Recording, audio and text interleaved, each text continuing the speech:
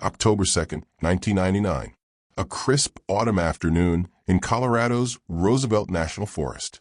A 3-year-old boy runs just a few steps ahead of his hiking group, laughing, full of energy, his little sneakers pounding against the dirt trail.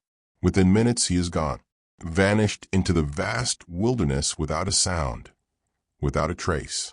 What followed was one of the most baffling child disappearance cases in Colorado history. A case that has haunted investigators, broken a family, and sparked decades of unanswered questions. This is the story of Jaryd Atadero. Welcome back to Hidden Case Files, where we uncover some of the most mysterious, heartbreaking, and unexplained disappearances. Today's case is one that continues to disturb both investigators and families who venture into America's wilderness. For the next 2 hours, we'll take you deep into the disappearance of Jaryd Atadero. We'll walk you through the timeline, the search, the discovery of his remains, and the lingering theories that still divide experts today. And as always, I want to hear from you. What do you believe really happened to Jaryd that October day? Leave your thoughts in the comments below, because together we keep these stories alive. Before the world knew his name and tragedy, Jaryd was just a little boy from Colorado. Born in 1996, Jaryd lived with his father, Alan Atadero, and his sister, Jocelyn, in Fort Collins. Those who knew him described him as full of life, an energetic toddler who loved exploring, always eager to run just a little further, always curious about the world around him. His father, Alan, ran a small riverside lodge in Poudre Canyon called the Poudre River Resort. It was a quiet mountain getaway, nestled among steep ridges, pine forests, and a rushing river. For the Atadero family, it was a dream location, but it was also remote, wild, and unpredictable. The Big South Trail winds through Roosevelt National Forest, a place of breathtaking beauty, but also unforgiving wilderness. That October afternoon, the group of 11 adults, along with Jocelyn and little Jaryd, set out to explore. The weather was cool, crisp, and clear. For many, it seemed like the perfect hike. But the trail is no gentle stroll. It hugs steep canyon walls, with narrow switchbacks, dense trees, and sections where one wrong step could mean disaster. As the group hiked, Jaryd, full of toddler energy, ran ahead, just 30, maybe 50 feet in front. For adults, it seemed harmless. After all, what could happen in just a few steps? But for a 3-year-old, every foot of distance is magnified. In a rugged canyon with twists and turns in the trail, even a short lead can mean disappearing from sight entirely. According to witnesses, Jaryd came upon 2 fishermen on the trail. They recalled him standing there, smiling, wearing his little Tarzan sneakers. They remembered him speaking cheerfully before scampering ahead once again. That was the last time anyone outside the group would ever see him alive. Not long after, the adults realized something was wrong. Jaryd was no longer within sight, and when they called his name, the forest answered only with silence. The group hurried forward, searching bends in the trail, scanning the thick brush. Jocelyn, just 6 years old, called out for her brother, but there was no answer. In that instant, panic spread. The canyon that had seemed beautiful only minutes before now felt menacing, endless. Jaryd had vanished. The adults rushed back down the trail, desperate to find help. A call went out to Alan Atadero, Jaryd's father. Imagine the moment. You let your children join what you believe is a safe hike, only to hear the words, "Your son is missing in the forest." Search and rescue was notified, and by nightfall a massive effort was underway. But with darkness settling over Poudre Canyon and temperatures dropping, the odds were already stacked against a lost 3-year-old. Every minute mattered, and yet the forest held its secrets tightly. Within hours of Jaryd's disappearance, the quiet canyon erupted into chaos. Search and rescue teams, volunteers, and law enforcement converged on the Big South Trail. For the Atadero family, it was a blur, flashing lights, urgent voices, radios crackling with updates. Helicopters circled overhead, shining spotlights into the darkening forest. On the ground, teams fanned out, calling Jaryd's name into the night. They searched riverbanks, ravines, and thick brush, desperate for a sign of the missing boy. In the days that followed, specialized trackers and search dogs were brought in. Some claimed to find traces of a small child's footprints near the river. Others swore they saw signs of a mountain lion, its prints trailing dangerously close. But none of it led to Jaryd. No discarded clothing, no sound of crying, not even a broken branch that could confirm his path. It was as what troubled many searchers were the details. Jaryd was only 3 years old, yet he had managed to disappear completely in broad daylight, with adults just steps behind him. 2 fishermen reported speaking to him just minutes before he vanished, placing him firmly on the trail. But no one saw where he went next. And the cougar tracks? To some, it was a clear explanation, a predator attack. But experienced trackers raised doubts. The prints didn't line up perfectly with Jaryd's movements. And if a mountain lion had struck, there should have been signs, drag marks, blood, torn clothing. None were found. For days, hundreds searched. Helicopters combed the skies. Dogs scoured the ground. Volunteers called Jaryd's name until their voices cracked. But the canyon gave nothing back. No trace of the boy was found. For his father, Jaryd Atadero, it was a nightmare that seemed endless, standing by helplessly as strangers scoured the mountains for his son. And as hours turned to days, one painful truth became clear. Whatever had happened to Jaryd, the forest wasn't giving up its secret easily.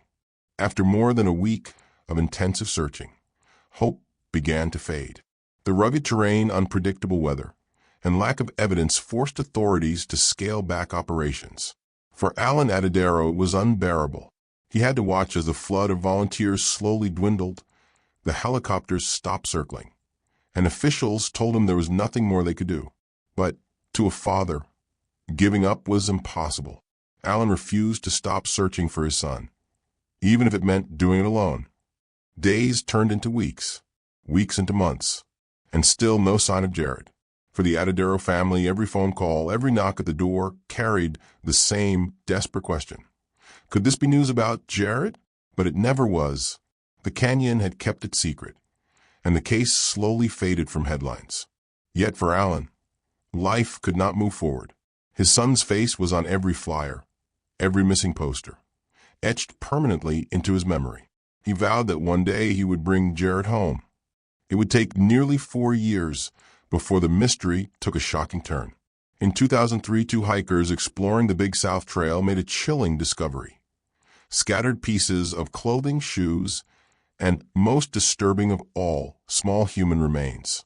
They belonged to Jaryd Atadero. The canyon had finally spoken, but instead of providing answers, what was found only deepened the mystery. Investigators cataloged the items.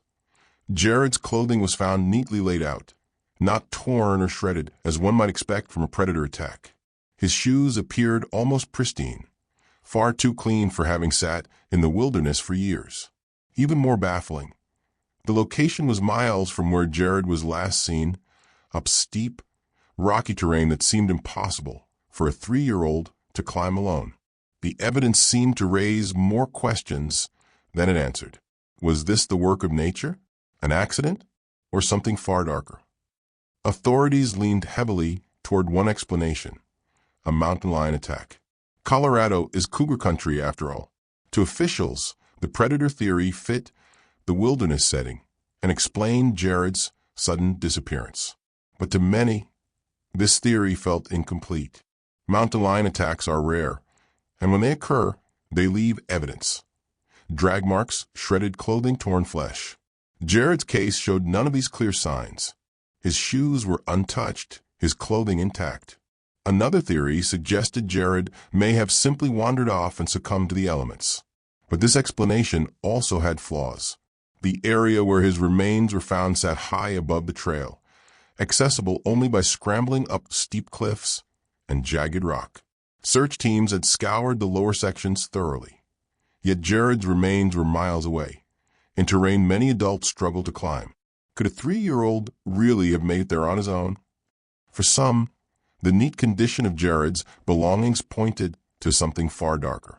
Could someone have abducted him, only to later place his remains back in the wilderness? This theory, though speculative, has been raised in several missing child cases across the country. The idea that Jaryd was taken and that the forest discovery was staged is unsettling. But it remains a question that refuses to go away. Because if not a predator and not an accident, then what? The discovery reignited public interest and sparked heated debates. Law enforcement insisted it was an open and shut case of nature taking its course. But independent investigators, wildlife experts, and even some search and rescue veterans publicly disagreed. The case soon drew attention beyond Colorado, with national news outlets covering the bizarre details. For Jaryd Atadero, it was bittersweet. His son had been found, but not the truth of what happened. For Jaryd Atadero, the discovery of Jaryd's remains in 2003 was not closure. It was devastation. The canyon had returned his son, but without answers. And for a grieving father, the questions were unbearable. Why were Jaryd's clothes intact? Why were his shoes pristine? Why so far from the trail? These weren't just details, they were daggers to a parent's heart, reminders that the truth was still hidden in those mountains. In time, Alan channeled his grief into advocacy. He began speaking publicly about child safety in the outdoors, urging parents to take precautions and pushing for improved safety measures in Colorado's parks and trails. Through unimaginable loss, he found purpose, making sure no other family would endure the same nightmare. But Jaryd's case was not isolated. Across the United States, dozens of young children have vanished in wilderness settings, sometimes found in impossible locations, sometimes never seen again. The similarities were striking. Missing clothing, pristine shoes, difficult to reach discovery sites. Patterns that raised more questions than answers. Researcher David Paulides, through his missing 411 investigations, pointed to Jaryd's disappearance as one of the most perplexing wilderness cases on record. He noted the strange clustering of similar incidents, children vanishing in daylight, discovered later in baffling circumstances. Some dismissed his work as conspiracy. Others embraced it as a call for answers. But regardless of belief, one thing was undeniable. Jaryd's case was part of something bigger, a mystery that stretched far beyond Colorado. More than 2 decades later, Jaryd's case remains one of Colorado's most puzzling tragedies. The official explanation, a mountain lion attack, has never fully satisfied experts, investigators, or Jaryd's own father. The details simply don't fit. His clothing, his shoes, the distance from the trail, each detail defies simple explanation. For the Atadero family, time has not healed the wound. The loss of Jaryd is as sharp today as it was in 1999. Alan continues to share his son's story, keeping Jaryd's memory alive while pressing for awareness about child safety in the wilderness. For him, the hardest part is not just that Jaryd is gone. It's that the truth of what happened on that autumn afternoon may never be known. Jaryd's disappearance is not only a personal tragedy. It is also a reminder. The wilderness is vast, beautiful, and unforgiving. In its silence, mysteries linger. Whether Jaryd's story was shaped by nature, by chance, or by something we cannot yet explain, it remains a part of a larger pattern, of children lost where they should have been safe, of families left searching for answers, of trails that end in silence. The disappearance of Jaryd Atadero is a haunting mystery, one that continues to echo through time. Perhaps one day, answers will emerge, but until then, his story reminds us to cherish the time we have, to protect the most vulnerable, and to never stop asking questions.